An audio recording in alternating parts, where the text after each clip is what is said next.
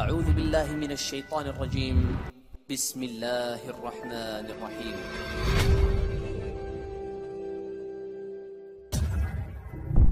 Assalamualaikum warahmatullahi wabarakatuh. Apa kabar sahabat jannah? Mudah-mudahan kita senantiasa diberi berkah dan lindungan Allah Subhanahu wa taala.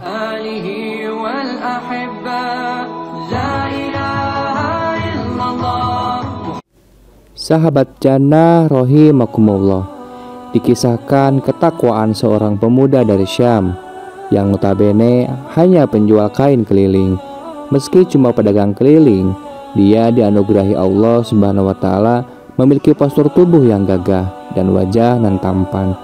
Orang yang melihatnya akan terpesona. Pada suatu hari, ketika sedang menjajakan kainnya, ia dipanggil seorang perempuan. Pemuda ini disuruh masuk ke dalam rumah yang sangat mewah. Begitu pemuda itu memasuki rumah, wanita ini segera mengunci pintu. Dia ternyata telah lama tergila-gila dengan si pemuda. Dia kerap memperhatikan ketampanan sosok yang berada di depannya itu. Pada saat itu, tidak ada seorang pun di dalam rumah, hanya mereka berdua. Wanita itu pun merayunya untuk berzina. Alih-alih terbujuk, pemuda mengingatkan wanita itu akan pedihnya siksa Allah. Namun, usaha pemuda itu sia-sia. Setiap perkataan yang diucapkan si pemuda justru membuat wanita itu semakin nekat. Pemuda juga bergeming, dia tetap saja menolak. Namun sebelum lanjut, jangan lupa subscribe dan bagikan sebanyak-banyaknya ke teman-teman kalian, karena sebaik-baiknya manusia ada yang paling bermanfaat bagi orang lain. Hadis riwayat Tabrani. Alhasil, perempuan itu pun mengancam pemuda itu. Jika dia tidak menurut, wanita itu akan berteriak sekeras-kerasnya. Dia akan mengatakan kepada semua orang jika pemuda itu masuk ke rumah untuk memperkosanya. Mereka akan mempercayai perkataan wanita itu karena kedudukan si wanita. Terlebih, pemuda itu pun sudah terlanjur masuk ke rumahnya. Perempuan itu mengancam orang-orang akan marah dan menggantungnya hidup-hidup. Pemuda itu pun mencari jalan keluar. Dia tak mau maksiat, tetapi tak mau juga difitnah sebagai pemerkosa.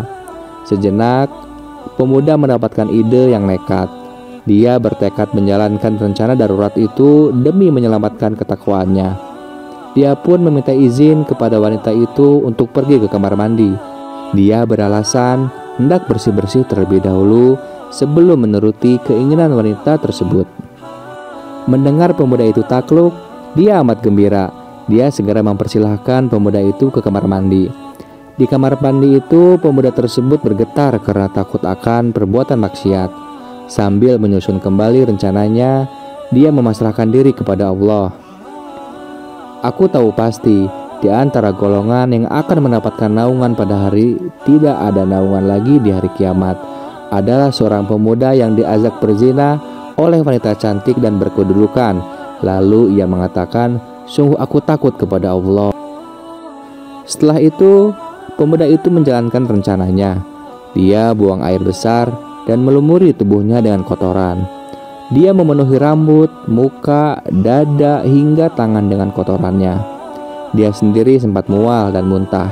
Sambil menangis, dia berkata, "Ya Allah ya Rob, karena rasa takutku padamulah aku melakukan ini, maka gantikanlah untukku yang lebih baik." Dia pun keluar dari kamar mandi. Begitu perempuan itu melihatnya, ia terkejut. Dia merasa jijik dan berteriak. Dia mengusir pemuda itu dengan mengatainya gila.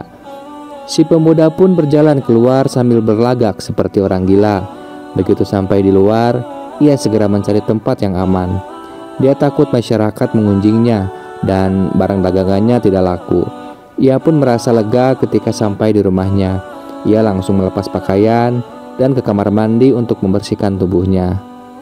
Saat keluar dari kamar mandi, Allah Subhanahu wa taala menjadikan bau harum yang luar biasa memancar dari seluruh pori-pori tubuhnya. Bau itu tercium dari jarak beberapa meter. Akhirnya dia dikenal dengan sebutan Al-Miski atau orang yang seharum kasturi. Wallahu a'lam bishawab.